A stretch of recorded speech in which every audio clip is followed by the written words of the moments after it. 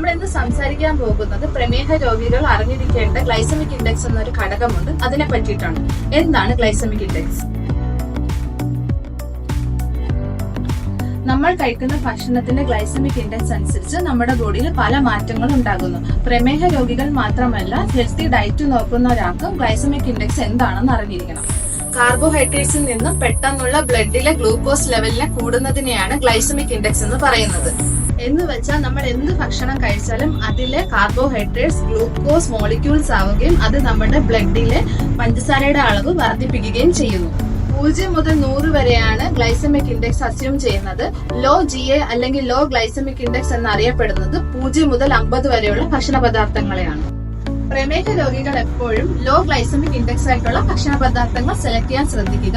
അത് നമ്മുടെ ബോഡിയിൽ പതുക്കെ ഡൈജഷൻ നടക്കത്തുള്ളൂ. അതുപോലെ തന്നെ ഷുഗർ ലെവലും പതിയെ ബോഡിയിൽ കൂടത്തുള്ളൂ.